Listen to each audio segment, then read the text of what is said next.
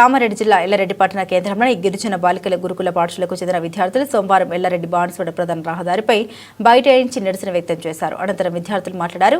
గిరిజన పాఠశాలలో చదువుతున్న తాము అన్నం తినేటప్పుడు తరచుగా పురుగులు వస్తున్నాయని, ఈ విషయంపై పలుమార్లు ప్రిన్సిపల్ మరియు అధ్యాపకుల దృష్టికి తీసుకెళ్లినప్పటికీ వారు ఏమాత్రం పట్టించుకోవడం లేదని విద్యార్థులు ఆవేదన చెందారు.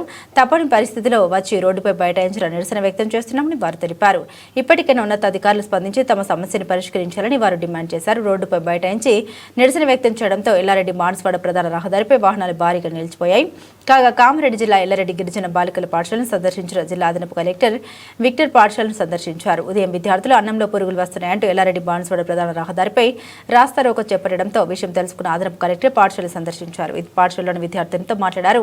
పాఠశాలలోని dining hall, stock room, wash రూమ్లను పరిశీలించారు. విద్యార్థుల సమస్యలు సావధానంగా విన్న అదనపు కలెక్టర్ సమస్యలు పరిష్కరిస్తామని హామీ ఇచ్చారు. విద్యార్థుల సమస్యలు మరోసారి పునరావృతం కాకుండా చూస్తామని హామీ ఇచ్చారు. ఈ కార్యక్రమంలో తహసీల్దార్ Prem Kumar, municipal commissioner Mahesh, MEO Rajulu తదితరులు పాల్గొన్నారు.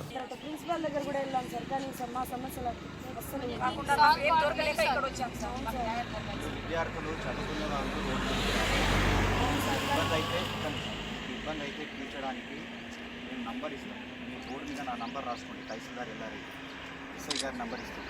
మీకు ఎవరైనా నంబర్ ఇస్తాను. మీకు ఎవరికి ఏ ఇబ్బంది వచ్చినా ఒక్క కాల్ చేయండి. నేను ఇమీడియట్గా వచ్చి ఆ ఇబ్బంది ఏందో మీ వార్డెన్ వాళ్ళకు చెప్తాము. వాళ్ళ దృష్టి కాకపోతే హైయర్ ఆఫీసర్స్ ఉన్నతాధికారులకు మాకు నాయన గారికి 100% విద్యార్థులకు ఇబ్బంది సాధించము.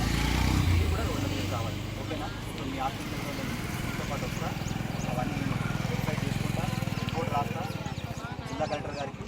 మీ వార్డెన్ ఎవరు, మీ డిపార్ట్మెంట్ వాళ్ళకు కూడా నేను లెటర్ రాసి ప్రాబ్లమ్ సాల్వ్ చేస్తాను. ఓకేనా?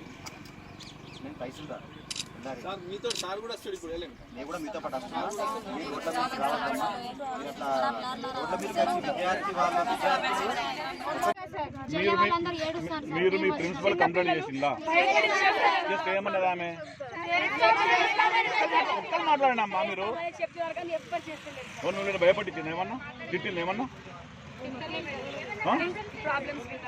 ప్రాబ్లం చెప్తే విన్నారు.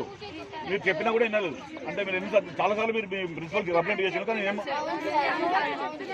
రోజు చెప్తుండ్రు, అయినా నాకు లేదు.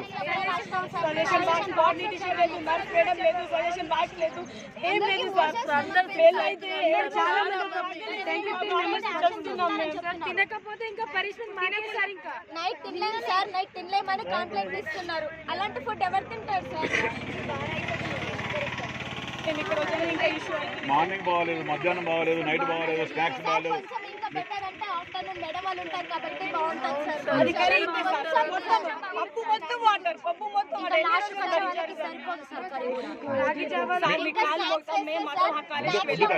అట్లా మాట్లాడదు. కానీ మీకు మీకు ఒక నిమిషం, మీకు మెనూ ప్రకారం మీకు పెడుతున్నా? మీకు మెనూ